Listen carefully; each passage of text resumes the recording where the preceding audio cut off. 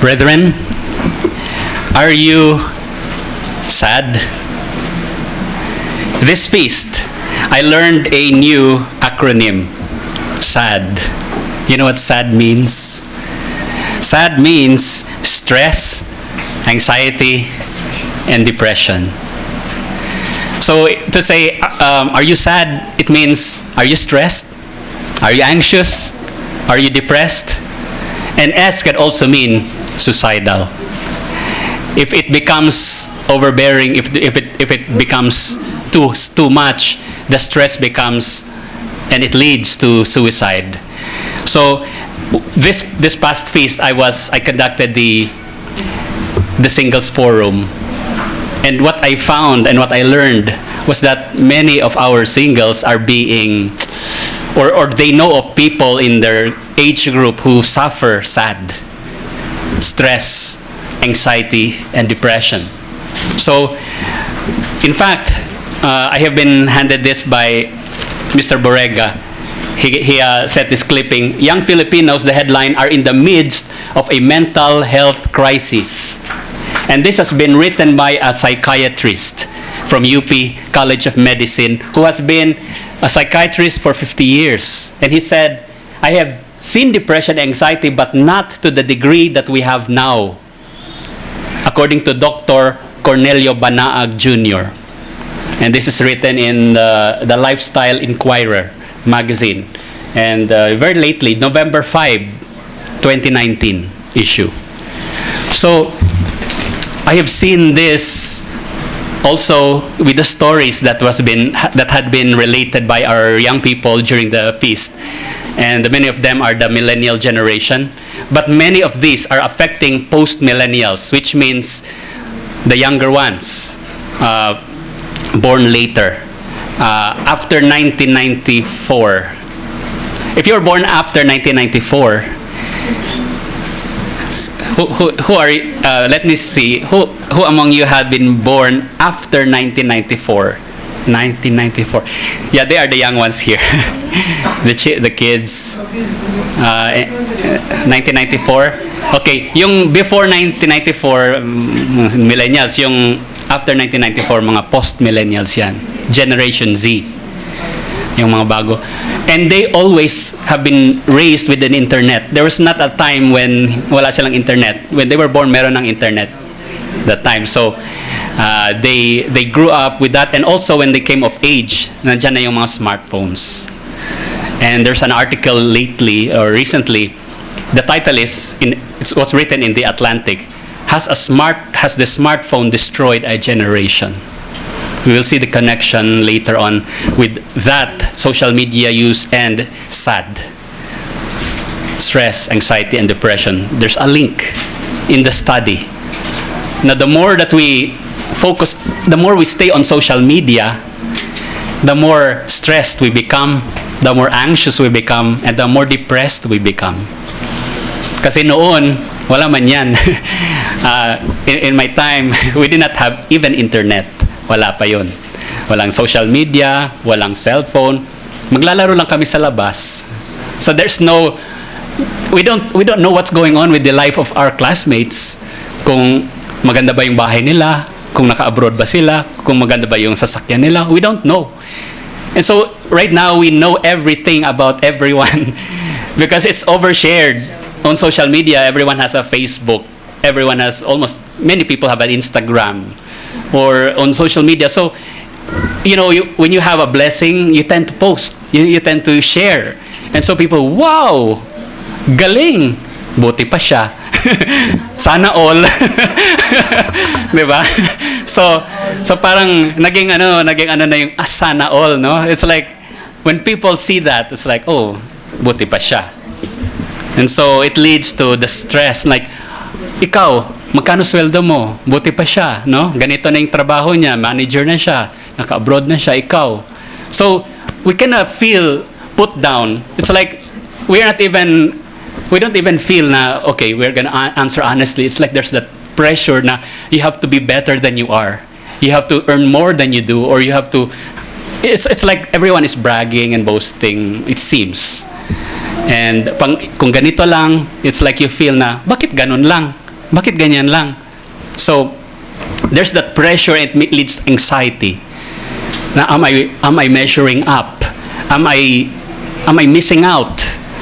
Or am I valued? And so that leads to depression. We feel that way, and the stress, and it could also lead to suicidal tendencies on some. Mental health, brethren, is a rising epidemic, especially among the young. It's rising. It's becoming a bigger trend. And we in the church have to address it because it's reality. It's affecting us. We cannot hide ourselves from it. It's reality. So this afternoon, I would like to share with you what I have called the 10 Commandments of Mental Health. I just thought of using that title so that it's a little bit more intriguing. It's not that it's 10 Commandments. The 10 Commandments of Mental Health. So it's things that we need to keep in mind so that we will be healthy mentally. Kasi our world is affected by this. It's a crisis. Mental health is becoming an issue, even as mentioned by one of our singles during the feast. It is an issue. It's becoming a problem, not only in Manila, in the big cities, but even in the provinces as well. Wherever you have social media, wherever you have that, we are one of the most connected nations in the world. Do you know that the Philippines is like the social media capital of the world? Not only noon texting capital of the world, no, SMS, talagang pinakasikat yung Philippines. But ngayon, pati Facebook, we're in a way the Facebook capital. In fact, Facebook, you know what's the most popular website in the country? It used to be Inquirer.net. Now it's Facebook.com, the most popular website in this country. So I have grouped this message into 3 parts because they 10 points yun. So I've divided into 3. First is how to overcome stress. 3 points, 1, 2, and 3. Next, how to overcome anxiety. 4, 5, 6. Points 4, 5, 6. Final point, how to overcome depression. So that is 7, 1, 2, 3, 4, 5, 6. 7, 8, and 9 is about depression. 1, 2, 3 about stress. 4, 5, 6 anxiety. 7, 8, 9 depression. And then we have a bonus point 10. So I hope that this will give you a little bit of a framework in which we can organize this message. So under first point, which is about stress. Lahat siguro tayo naka-experience ng stress, di ba? Sino walang stress or hindi naka-experience ng stress?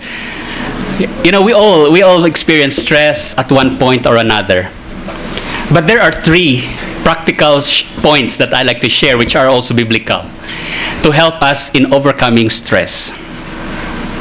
The first point 1 of the 10,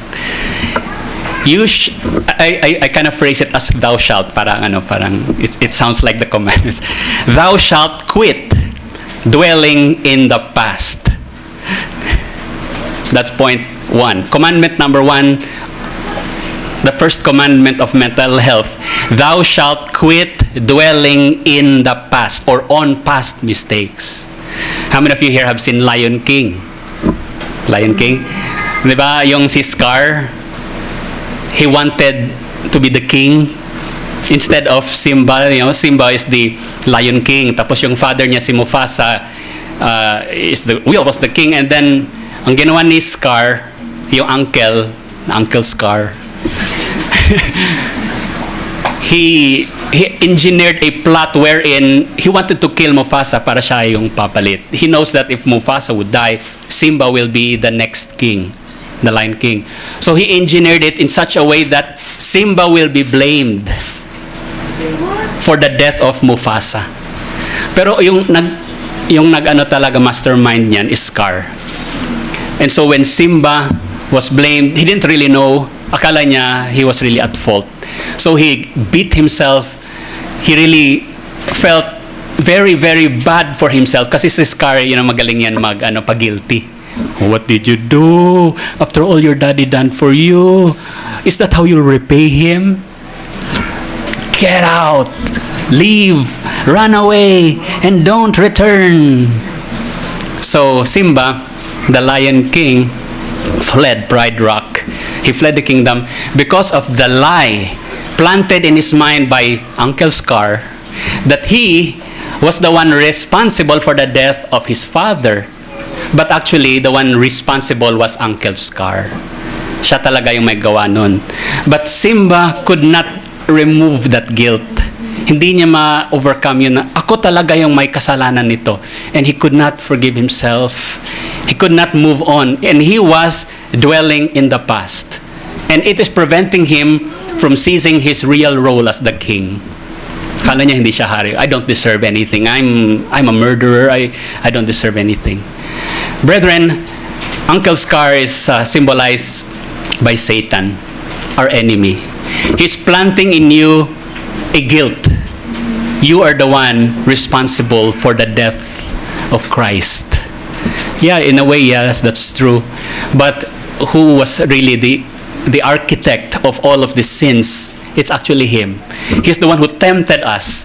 And of course, we just allowed him to use us. And so we are actually captive to our own nature and sin. But brethren, the problem here is that the past is a nice place to visit, but it is never a great place to live. The past is a nice place to visit. Di ba yung recollection about yung nakaraan, okay lang yan to visit, but do not dwell there.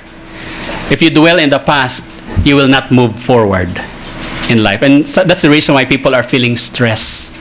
Kasi hindi nila talaga ma-let go the past. Especially the mistakes they made. And we all make mistakes. We made wrong choices, wrong decisions. And hindi natin mapatawad yung sarili natin. Bakit ganito? Sana ganito na ako. Sana ganito yung ginawa ko. Wala nang mangyayari actually, brethren. As they say, it's useless to cry over spilled milk. Why? Because it's water under the bridge. Wala na yan. It's like once the water passes under the bridge, it's gone. So, what's the use? Brethren, you can free yourself from a lot of stress by learning not to dwell in the past. The past is past. Move forward, brethren. Learn from the past, yes. Learn from the past, but don't dwell in the past. What can you do? Tapos na yun eh. It's over, it's done with. What you can do now is to move forward from here on forward. It's useless to keep going back and say, bakit ganito, bakit ganyan, kung sana ganito, kung sana ganon, kung sana. You can strategize and all you want, but it will not change your present and it won't change certainly your future. So maski na anong pagmahay na regret, bakit mayaman na sana ako, ganon, may lupa na sana ako, ganyan. Siguro presidente na ako ngayon or what. So whatever whatever turns you missed, it's useless, brethren, to beat yourself over that. It will just lead to stress. So brethren, the first point is simply thou shalt quit dwelling in the past. Is there a scripture that we can turn to? Philippians 3 verse 13. If there is a single person in the Bible that I could think of who had a very, very bad past and how it turned it around to become the greatest worker of Christianity, it would be Paul the Apostle. Remember, he was not Paul the Apostle. He was Saul, the persecutor of Christians. He killed, murdered, and hunted down all the Christians from house to house, from city to city, and he killed them, and he was one of those instrumental in the stoning of Stephen, the first martyr of the church.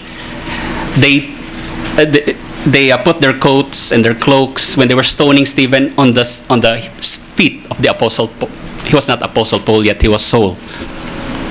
He was breathing threats, anger, and hatred toward Christians, and he wanted to kill as many Christians as he could, until that moment, that one fateful day when a light from heaven struck down the apostle, the Saul of Tarsus. For 3 days he was blind until he was converted, and he was baptized by Ananias. And then he became one of the greatest workers of Christianity following Christ, Yeshua. He was changed. His life was changed. But brethren, if the Apostle Paul was always lamenting about his past, marami akong pinatay, ganyan, people hate me. The people that I'm talking to, they don't believe me because akala na, okay, nagbago na siya, pero people are like skeptical, like, talaga, nagbago ka na ba? Ikaw yung pumatay sa lolo ko, ikaw yung pumatay sa uncle ko. Bantay ka lang. That's the reason why in Hebrews, he does not identify himself. Do you notice that scholars today, you say, we don't know who wrote the book of Hebrews. You know why he did not identify himself? Because he was writing to those people related to those he killed. If he will say, Paul, an apostle, blah, blah, blah, they will stop reading. Ito yung pumatay, forget it. I'm not reading any further. So he begins with God or Yahweh, Elohim, who at various times, at various ways. So he made it anonymous when he wrote Hebrews, but he certainly wrote that book. But in Philippians 3:13, let's read the advice of Paul, because I believe that he can advise us or give us a lot of insight about not living in the past, not dwelling in the past. Philippians 3:13. It says here, brethren, I do not count myself to have apprehended. In other words, hindi pa tapos. Hindi pa ako nakakonquer. I have not yet overcome. But one thing I do. Ano yung ginagawa niya? What's that one thing he does? Forgetting those things which are behind. You know, people who fought in the war, during peacetime, they have these nightmares, this post-traumatic stress syndrome where they just wake up in the middle of the night in a cold sweat and where's the enemy? You know, because they have these flashbacks of when they were in the war and they're being hunted and they're being killed, and they can see all these visions of people their head blown off, their arms being removed, and it's like traumatic. And so even though tapos na yung war, they just wake up in the middle, where's the enemy? Where's the enemy? And so they are still in that frame of mind. And it prevents them from having a peaceful sleep. It's a real condition for those who fought in the war. One of them is yung sa Unbroken, that movie. Si Louis Zamperini. If you have read his story, he found himself waking up in the middle of the night and he was choking his pregnant wife. And he's, what are you doing? And then he had to realize, I'm not in the war anymore. But there's a flashback, you know. And so what Paul is doing here, forgetting those things that are behind. You have to really make it an intentional, conscious decision. I will not remember that, because the past will bring you down. It's like a weight on your feet, preventing you from moving forward. The past will keep you captive. It will keep you a prisoner unless you break free, brethren. So he said, forgetting those things which are behind and reaching forward to those things which are ahead. I press toward the goal for the prize of the upward call of God, of Al Elohim, of Yahweh in Christ Yeshua. We have the kingdom ahead, brethren. Satan wants to keep you chained to your past life, your sins, all of your mistakes, all of the big bad things you did, the good things you could have done but didn't do. Brethren, let's remember, forget those things. Don't live in the past. Don't dwell in the past. Visit the past for a short while, but then come back to the present. So it doesn't mean you should not regret the bad things you have done, but there's a limit. It's okay to be sad. It's okay. We all have bad days. Even me. We have down days. But do not stay down all the time. May mga times na you're in the dumps, you know, I really feel bad. Okay, fine. You know, cry or whatever. Feel bad. Feel sad. It's okay. It's normal. But then later on, wipe your tears, wash your face, and live today. There's a time to say, okay, that's past. Can't do anything. I can only live now and on to the future. So that's the first point about how to live and overcome stress. And one of the commandments of mental health. The second, related to that, is obviously, it follows number 1. Thou shalt quit worrying about the future. Yung una, thou shalt quit dwelling in the past. Palaging nakatali sa past, cannot move forward. Yung sunod naman, commandment number 2, thou shalt quit worrying about the future. It can cause a lot of stress. Anong kakainin natin bukas? May pera kaya tayo next week? Mawawalan kayo ng trabaho next month? I hope I will still be with my employer. I hope I won't get fired. I hope I can still pay my rent. Where will I get the money? Where will I get the tuition? I will get... Alam mo, what will happen to the economy? Maybe China will drop a bomb next month and we will be all killed. Ano na mangyayari sa pamilya ko, sa mga loved ones ko? We all worry about things, imaginary things. But to us, it's really real. Parang totoo talaga. And so, because of that worry of the future, we cannot have peace to the present.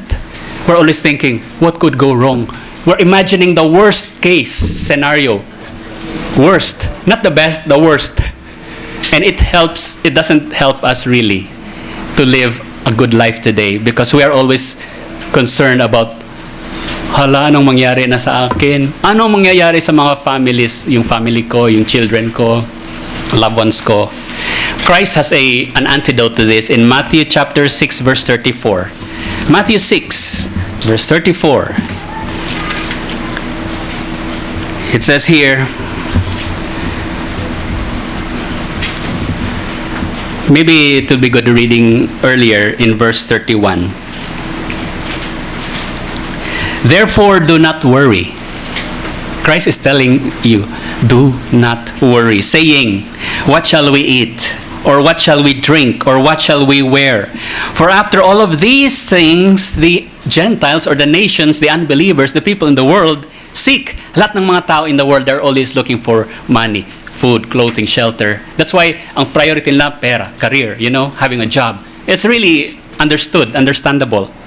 But Christians should not be like that, na you're consumed by worry. Yes, we do our part to be gainfully employed, we do our part to look for a job and to do our best, but to worry, walang mangyari yan. There's no good thing that happens when we worry. We plan, but don't worry. So, why? What's the reason we should not worry? For your heavenly Father knows that you need these things. You need food, you need clothing, shelter. Our heavenly Father, Yahweh, knows that. Alam niya, hindi siya blind, hindi siya tulog. Alam niya na kailangan natin ng money, we need food, and He knows what is the balance in our account or in our pocket. Kung magkano na lang yung pera sa atin, kung broke tayo, alam niya. Kung wala na tayong pera, kung may utang tayo, alam niya. He knows everything about us, our financial state. And He knows that we need all these things. But of course, we should not parang forget Him. Why? In verse 34, therefore, do not worry about tomorrow. Why? For tomorrow will worry about its own things. Sufficient for the day is its own trouble. Sabi niya, wag mo nang dagdagan yung bukas. Today is already hard enough. Today is already hard enough to think about today. Wag mo nang i-clutter yung mind mo. Don't anymore add to your stress by thinking about tomorrow. Tomorrow will happen tomorrow. For today, your concentration is today. What can I do today? You can't do anything about tomorrow yet. Because that is really something that is outside of our control. We can be proactive, we can prepare, we can do our best, but to worry about it, what is worry, brethren? Worrying is like, yung kotse mo, i-jack up mo 2 feet above the ground, tapos you press the accelerator to the floor. Zzz. It's just wasting gasoline and going nowhere. That's what is worry. It's like you jack up your car, press the gas for several hours. Sinong kawawa niyan? Ikaw. Bayad ka ng bayad ng gasoline, but it's actually not helping you. You're not going anywhere from point A to point B. Mabuti pa kung naka-down yung, at least it will travel. But if you're just jacking up your car and pressing the accelerator, that's worry. It's counterproductive. It's not bringing you anywhere. So, Point number 3, commandment number 3, it follows as well from 1 and 2. Thou shalt focus on the present. Brethren, there's a saying that I remembered before. It says, yesterday is a canceled check. Tomorrow is a promissory note. Today is ready cash. Use it. Di ba? Yung yesterday, canceled check yun. Tomorrow, promissory note yun. You cannot still use it. Today is ready cash. That's what you can use. So you cannot use a promissory note. You cannot use canceled check. Only cash. Today is all we have. So that's all we can do about. In John chapter 9, verse 4, Yeshua had that same perspective about seizing the day, about using the opportunity of today. Because every moment that passes is a value. It's like, it's a gift. Today is a gift. That's why they call it the present, right? It's like a gift, a present. So we have been gifted with 24 precious hours in a day. Kung we're worrying about the future or living in the past, we will forget and waste this moment. Uy, bukas na pala. Sayang yung time, the sun has set and then we didn't do anything because we're worrying about the future or regretting the past. We have not seized the day, we have not used it to the maximum. So John chapter 9 verse 4, Yeshua said, I must work the works of Him who sent me while it is day. Habang may araw. The night is coming when no one can work. So Christ is saying is, while there's sun, while the sun is shining, let's use that day. Let's use that moment. Let's use it to its full advantage. So one of the things that we can do is sometimes we miss out because we are living online. Have you noticed in a restaurant, people got out with a group of friends, everyone has a cell phone, and all are looking down.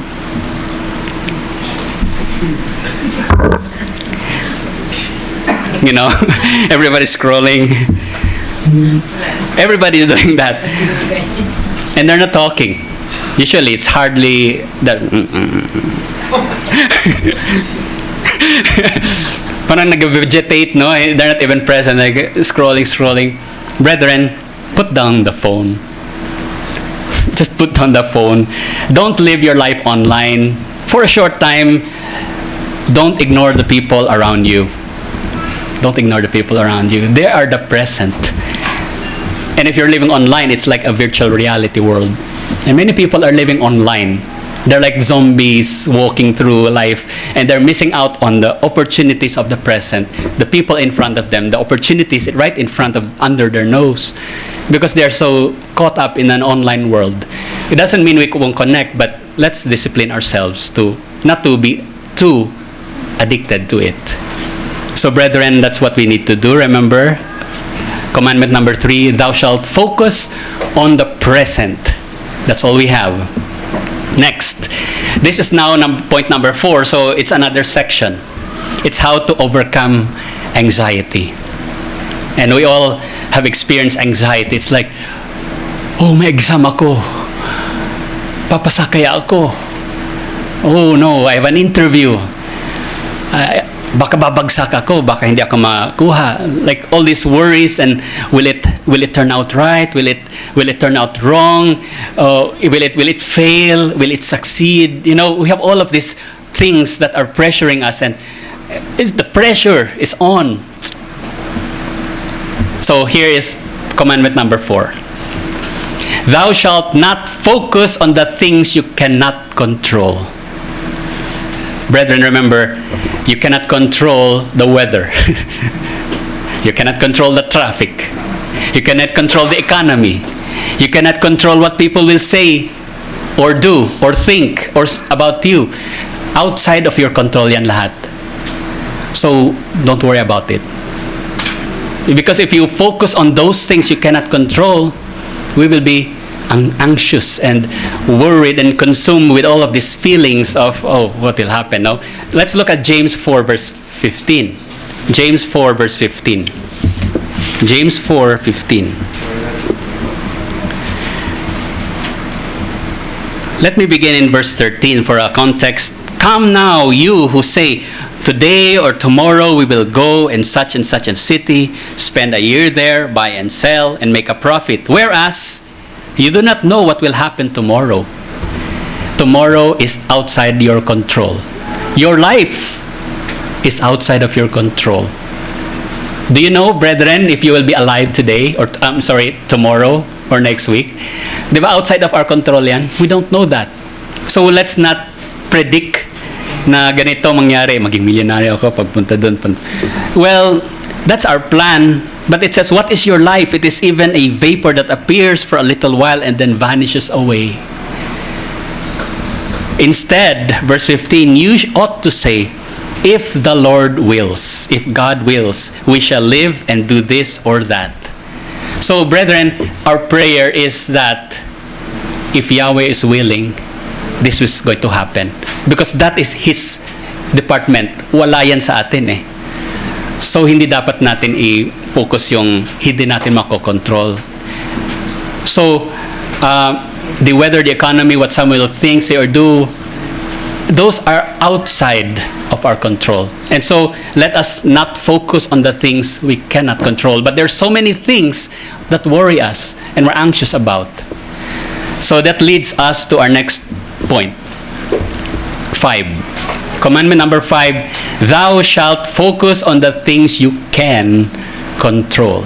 Okay, let's say the weather. Hindi natin makontrol kung uulan. What should you do? What are the things in your control? I can bring an umbrella. If it's gonna rain, you don't know if it's gonna rain or not.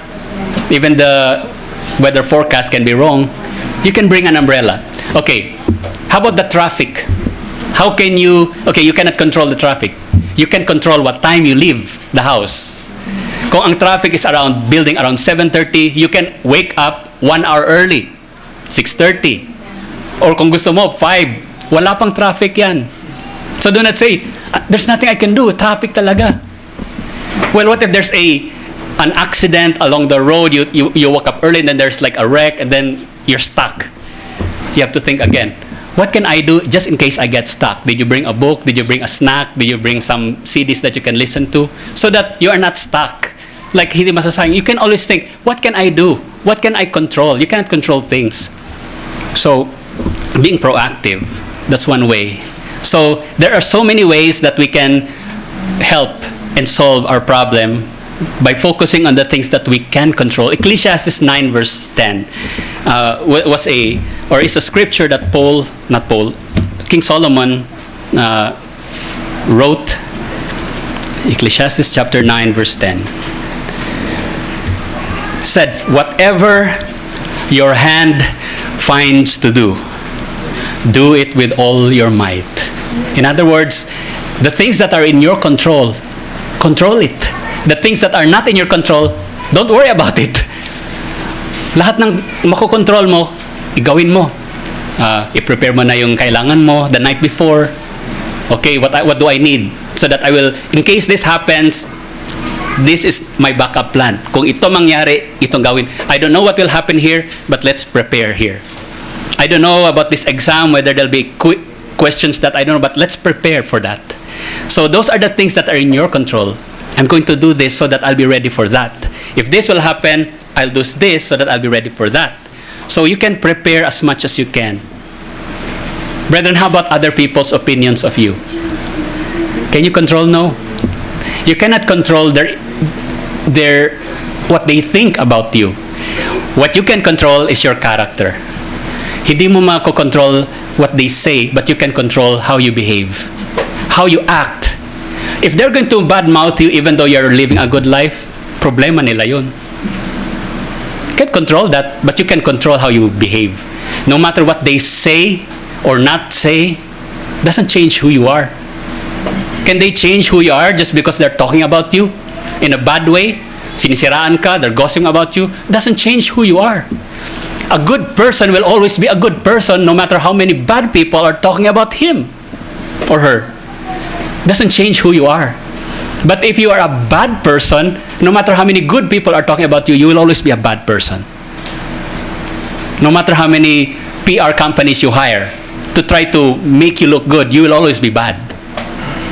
So, the important thing is, what do you control? Your actions, your thoughts, your character. What you cannot control is what people will say. But that's secondary. What's most important is what you can control, which is who you really are. Point number 6. Sixth commandment of mental health, and still under anxiety. Thou shalt do your very, very best and leave the rest to God. Do your very best and leave the rest to God. Some of us students, we worry about our exams, whether we will do well. What is the best way to ensure that we will do well in our exam? Brethren, just do your best. Alam mo, I'm thankful for this. My parents never pressured us to be valedictorian, salutatorian, first or second in school. Papasalamat ako dun. They never pressured us. Sabi nila is, gawin mo lang ang best mo. They did not say, kailangan ha, first honor ka. Kung hindi ka first honor, I will disown you as my son. Grabe ang pressure kaya no? Like if they said that to me, you have to be first honor, else huwag kang uuwi. If your report card shows 90, kung may line of 8 ka, dapat line of 95 above. That's a lot of pressure that you're giving to your kids. And I'm glad that my parents did not put that kind of pressure on me. Otherwise, I will be stressed and anxious. Kasi, hala, baka i-disown ako nila papa. Baka I'll be living in the street, or baka papaluin ako, ganun. Always encourage to do your very, very best. And if that's your best, that's it. Wala ka na magagawa. If that's your best, you've given it all. That's a very good philosophy to live. Give your best and leave the results to God. Why? That's outside of your control. Ang makokontrol mo lang is your effort, your preparation, your study, your intensity, your diligence, your discipline. All of that is in your control. If you have done everything 100% effort and you give more, that's as far as you can go. If you are a fish, you cannot dream of climbing a tree. Kung fish ka, you belong in the water. And if you're a cat, you don't want to go near the water. You climb trees. So, it's not good to compare. Na, bakit hindi ka first honor? Bakit second ka lang? Dapat first ka. Don't tell me na mas matalino yung classmate mo sa'yo. It might be na mas matalino talaga ang classmate mo sa'yo. It might be really true, and accept it. Accept it. Na maybe that's his gift. Maybe talagang ganun. Pero where someone excels, you can excel in another field. So, if one is good in math, he might not necessarily be good in English, or one is good in English, that might not necessarily be good in sports or art. We all have our own gift. So let's value our uniqueness, and let's cultivate that uniqueness in the people we love, our kids, our family. So, Philippians 4:6. Philippians 4:6. Let's turn there. It says here, be anxious for nothing. Paul said, don't be anxious. Don't feel this anxiety. Be anxious for nothing. That means nothing. Nothing at all. Are you given permission to be anxious about something? No. Nothing In other words, it's not good to be anxious about anything at all. In other words, be anxious for nothing. But in everything, the reverse of nothing, the opposite of nothing is everything. In everything, by prayer and supplication, with thanksgiving, let your requests be made known to God. That's my point, brethren. When you do your very best, all you can do is pray. Once you have studied your heart out for the exam, the best thing you can do, aside from studying, is to pray. God, help me to do well in this exam. I've done my best to study. I've done my best to really go above and beyond. whether it's an interview for a job, whether it's an exam, whether it's a game that you're going to prepare for, do your very best, and then the next thing you can do, pray. Nasa sayo na ito lahat. I'm going to give my very best. Whatever outcome happens, I'm going to accept the outcome because I've done my very best. So, by prayer and supplication with thanksgiving, let your requests be made known to God. And the miracle here is verse 7. And the peace of God, of Yahweh, which surpasses all understanding, will guard your hearts and minds. Heart and mind, that means you will have mental health. Mind, it will guard your mind. You won't be crazy. You won't be stressed and anxious and depressed. It will guard you. It will give you peace of mind and sanity through Christ Yeshua. So brethren, are you anxious about something? Now, stop it. S-T-O-P. Stop. Okay? So, brethren, be anxious for nothing. In everything, give it to Him. In other words, that's all we can do. Commit it. Let me share a quote by Reinhold Niebuhr, which is an American theologian, more famously called the Serenity Prayer, which is, I believe, one of the nicest things ever said. It says, God, grant me the serenity to accept the things I cannot change, the courage to change the things that I can, and the wisdom to know the difference. Again, God grant me the serenity, the peace to accept the things that I cannot change, and the courage to change the things that I can change, and the wisdom to know the difference. I believe that that's a very good prayer, if we can pray na, because there are things we can change, there are things we cannot. And we need to know the wisdom. We have to have the wisdom to know the difference.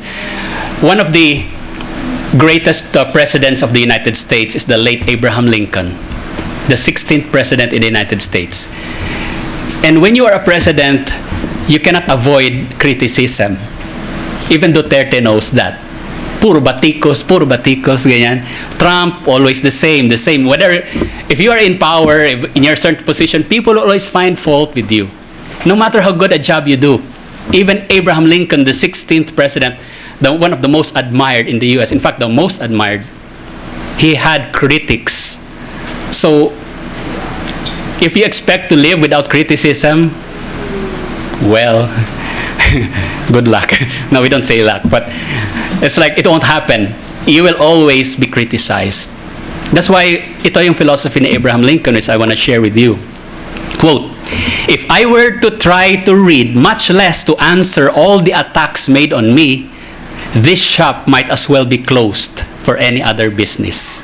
I do the very best I know how, the very best I can, and I mean to keep doing so until the end. If the end brings me out all right, what is said against me won't amount to anything. But if the end brings me out wrong, 10 angels swearing I was right would make no difference. So, what's the use? Gawin mo lang yung best mo. Whatever they say, they praise you, they criticize you, does not matter. You do your best, and the results, up to Him.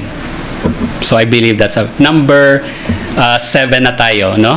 This is the last section, the third section, which is how to overcome depression. It follows the SAD, stress, anxiety, and depression. Number 7, commandment. Thou shalt learn to accept life and reality as it currently is, not as you would like it to be. Thou shalt learn to accept, tanggapin mo, life, reality as it is, right now, as it currently is, rather or not as you want it to be.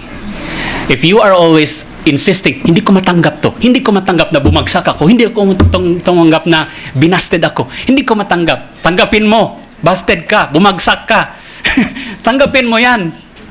So, kung pumalpak ka, tanggapin mo, pumalpak. Accept. That's the very first step to sanity. Accept reality. Otherwise, you're living in delusion, in lies. Accept it. If it didn't work, accept it did not work. If your garden is filled with weeds, you cannot have mantra, my garden is a clean garden. There is weeds. So, wala. You cannot say there's no weeds, there's no weeds, there's no weeds, even how many times you give that incantation or affirmation.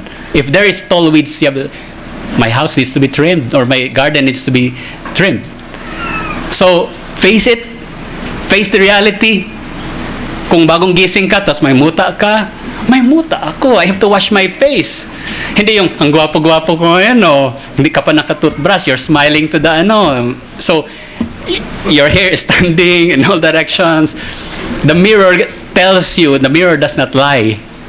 The mirror does not flatter you and say, gwapo mo, or maganda ka even though hindi ka nakahilamos. The Bible is like that. It shows you your warts and all. And it doesn't kid you and fool you into thinking, oh, you are good when you're not. So we have to accept reality and face it. And that's the only first step to change. We cannot change something we don't that first face it. That's why the Alcoholics Anonymous meetings, the very first thing they tell you is, I am an alcoholic. You cannot say denial, no? I just drink once in a while, social drinking. You will not change. You have to say, I am an alcoholic. That's the first thing. Because the first step to change is to admit you have a problem. Because unless you admit you have a problem, you will not change from that. So that's the commandment number 7 of mental health. Learning to accept the reality as it currently is and not as you would like it to be. Another example of this, you want all people to treat you, right? That is a good thing to want. Like, gusto ko wala akong kaaway. Wala. I want everybody to love me and like me and admire me. That's unrealistic. Face reality. Some people will not like you. They will not even love you. They will not even admire you. That's fine. That's reality. Some people might even hate you. Accept it. Ganyan talaga yan. You can't change it. So once we accept it, then we will have less stress, less anxiety, less depression. When they mistreat us, we will say, how dare they mistreat me? Nobody should mistreat me. Put it in your mind, some people will mistreat you. Some people will not like you. And if they do that, sabi ko na nga eh. Diba? Prepared ka na. So if they do not give you the respect or love that you deserve, you think you deserve, you will not be surprised. And therefore, you won't be depressed. Wala ka expectations, pero yung expectation mo dapat everybody should, dapat hindi ako isnab. Lahat ng tao dapat, good morning, sir. Good morning, ma'am. What if they went straight? Nasnab. Bastos niya yung tao na yun ah. Dumaan lang. Hindi ako binati. Well, malay mo, hindi siya naglagay ng contact lens. Hindi ka nakita. But you're thinking na, grabe. Yeah, by the way, that happens. I have my contacts right now, but if I don't have my contacts, I can't really see far. Sometimes, nagkakaway siya, I don't see them. But they think I'm probably snubbing them, but I'm not really. I just can't see that far. So, brethren, let's be more patient with people, because some people, it's unintentional. And so, even if it's intentional, some people are like that. So, tanggapin mo. Accept people who they are. Don't accept them for who they are not. That's a step towards sanity and overcoming depression. So, in Genesis chapter 5, Genesis 50 verse 20, Joseph, had a lot of trials in life. He had so much suffering, so much pain. But the thing is, he wanted sana a very cushy life, di ba? Yung walang problema. But he realized that it's unrealistic. He realized there was a greater purpose for his trials. And in Genesis 50 verse 20, this is what he said. As for you, you meant evil against me, but God meant it for good, in order to bring it about as it is this day, to save many people alive. He accepted reality. Okay? Yung mga paghihirap, yung mga trials, tanggapin ko. May purpose yan. So brethren, if you are going through a hard, rough time, accept that there is a purpose being worked out here below in your life, which you don't see yet, but in the next few months, years from now, you will look back and understand why. Don't demand the answers now. It won't come. But later, it will be revealed in stunning color and detail. You will know exactly why this is happening right now. Right now, it's like a blur. You cannot understand why. And you say, God, why? Why is it happening to me? Why me? You don't know that. But later, Joseph understood. Ganon pala. God was saving people from a famine. And that's the reason why He wanted me there in Egypt, so that I could save my family. But at that time, it was painful to be sold as a slave, to be betrayed, to be falsely accused, to be in the dungeon, and then later to be the Pharaoh. There's a purpose why Esther was sold, orphaned, and then later on she became the queen to save the Jews, her people, from Haman's plots. If she was not in the palace, patay lahat sila. So she was there at the very right place at the right time. So you are here at the right place at the right time. For a reason only He knows. So let's accept that reality, that He knows what's best for us. Number 8. Commandment number 8. Thou shalt make a conscious decision to forgive and let go of your anger. The reason why we are depressed sometimes is because we're angry about something or someone, what they did in the past and what they did not do, which we expected them to do. Until now, it's still troubling us because there's something that's bothering us.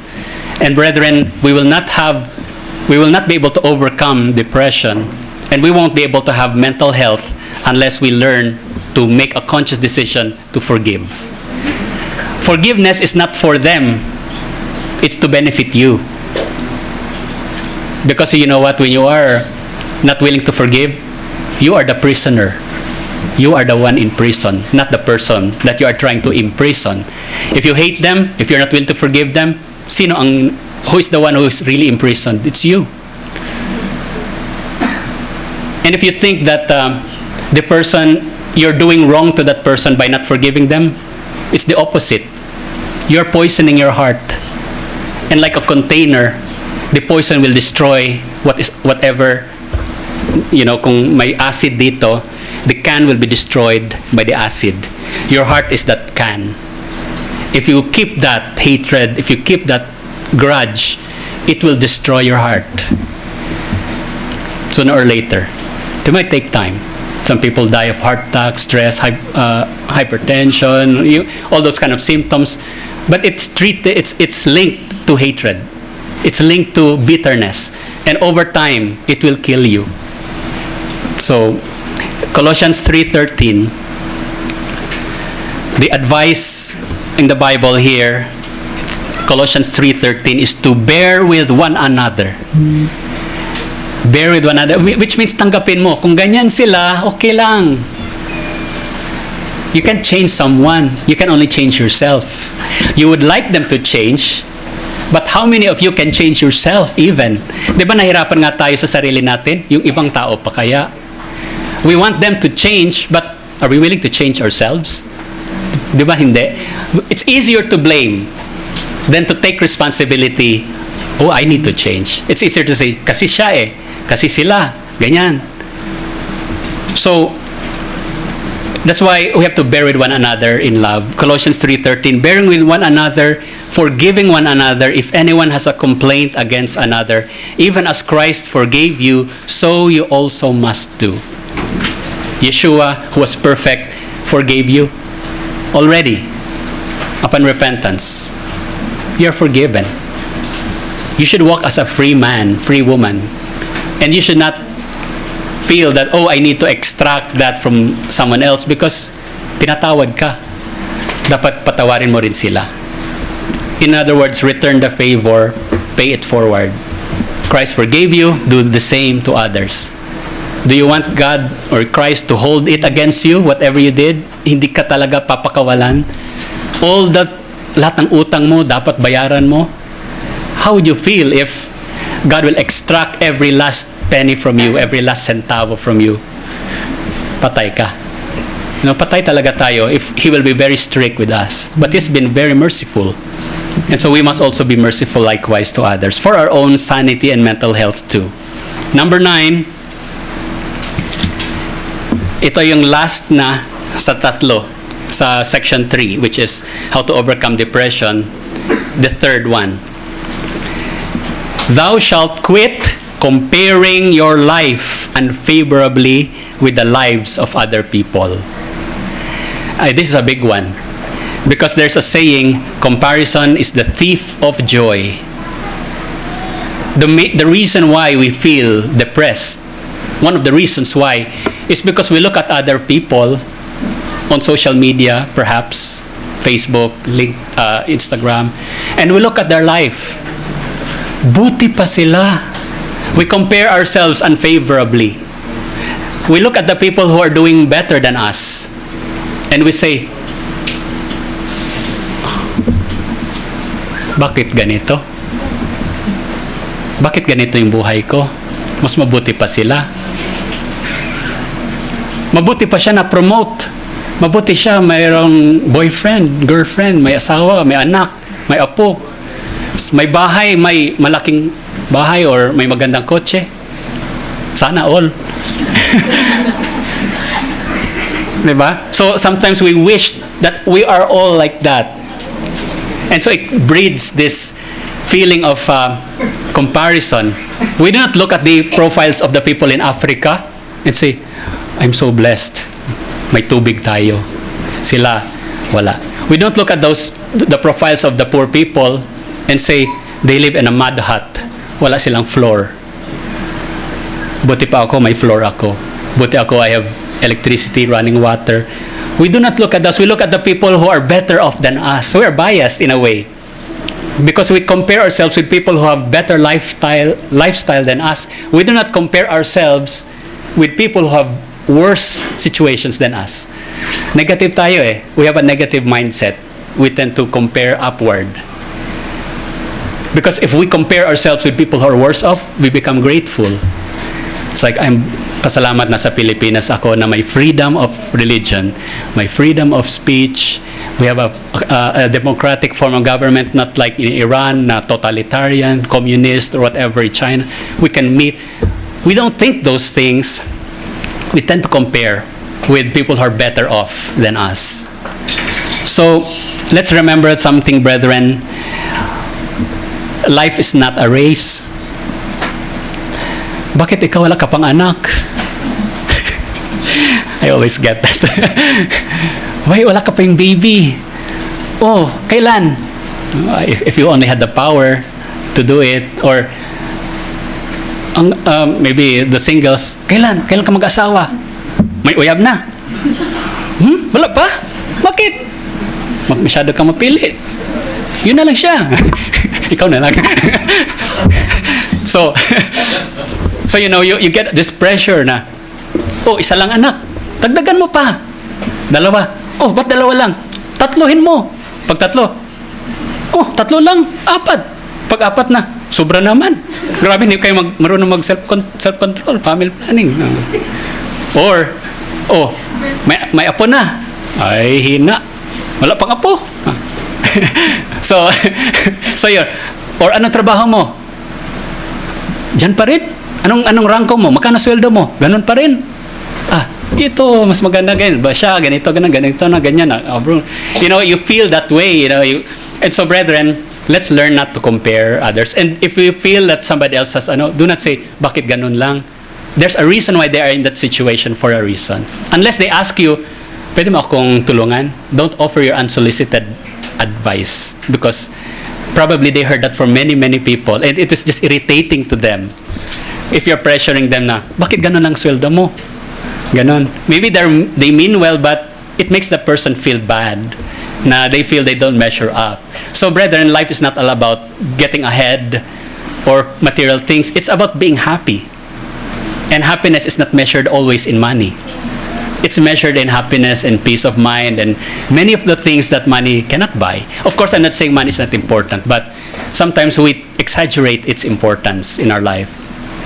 And so, life is not a race who gets married first, who has the most number of kids, or the most number of grandkids, or the highest salary, the best vacation.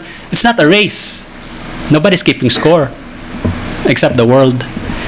So in 2 Corinthians 10:12, let's remember 2 Corinthians 10:12, a formula for wisdom and for sanity in our modern age. Paul wrote this, 2 Timothy 10:12, "For we dare not class ourselves or compare ourselves with those who commend themselves, but they, measuring themselves by themselves and comparing themselves among themselves, are not wise." The Bible teaches that you should not compare. One person's life is not the same as another person's life. They have completely different DNA, completely different background, completely different potential. So we should not compare one to another. For example, two flowers. Anong mas magandang flower? Ito or ito? Both are beautiful. Di ba? What is a better fruit? A banana or a mango? Both are good. Both are important. Papaya or pomelo? Both are good. So we don't compare people now, who is better, this or that. Both of them are needful. Both of them are talented. Both of them have potential, only in different areas. So it's useless and counterproductive to say, sino mas magaling? Sino mas, iba ba tayo, no? We're all different, so let's respect our own uniqueness and value from who we are. So, bonus point. So, this is point number 10. And this is the thing that will really make a big difference on all. And this is like one of the most important, if not the most important. 10, thou shalt always be grateful to Yahweh in both good times and bad. Be grateful in good times and bad. I believe that was Riowell's message last Sabbath. To be grateful in good times and bad. It's very important, brethren, that we never forget to thank Him for all the blessings we have, and we sometimes take it for granted. 1 Thessalonians 5:18. 1 Thessalonians 5:18. In everything, not only in some things, in everything, give thanks. For, why? Why should we give thanks? For this is the will of God in Christ Yeshua for you. It's His will that we will be grateful, because it is His will that we will have mental health, and it is His will that we won't be stressed, anxious, or depressed. It's His will that we will be healthy in mind, in body, in spirit. And so that's the reason why He gave us this last point. And I mentioned this in earlier messages. The healthiest emotion, according to psychologists, is gratitude. The healthiest emotion. If you want to have a happy, cheerful, positive, outgoing, it's like wala kang ka-care.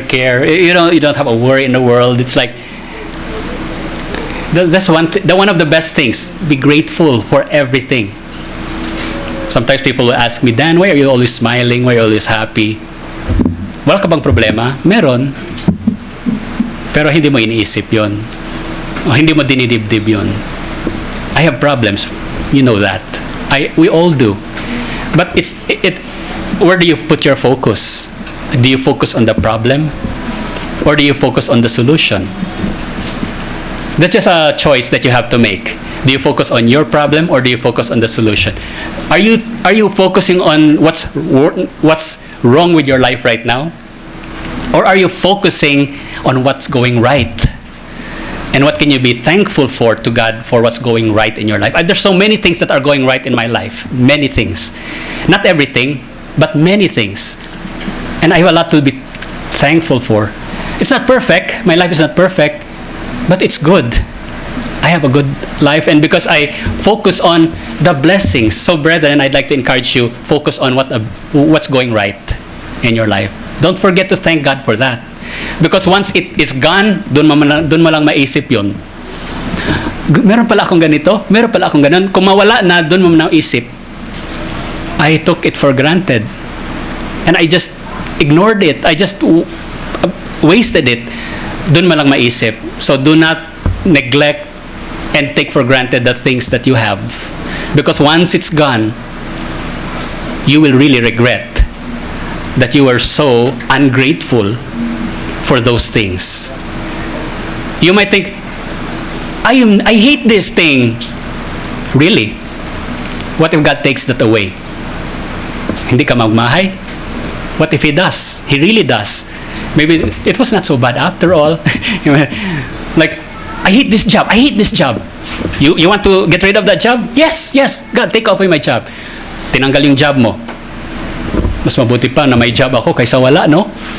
At least, kahit gano'n yung trabaho ko, at least mayroong pumapasok every kinsena. Ngayon, broke ako. And then sometimes we hate it. We hate our boss. We hate our job. We don't have a perfect everything. But let's thank God, okay, what does this job mean to me? I might not like everything about this job, but at least it's paying the bills. Yun lang. Okay, maybe, okay, right now, it's not the perfect job, it's not my ideal, my dream job, but it's helping me pay the bills, put food on the table, my kids are not starving. And then later, I can look for something better. But while it's there, thank God for it. So, ganun lang. In conclusion, brethren, if you are sad, practice these 10 points. And with God's help, you can be happy again.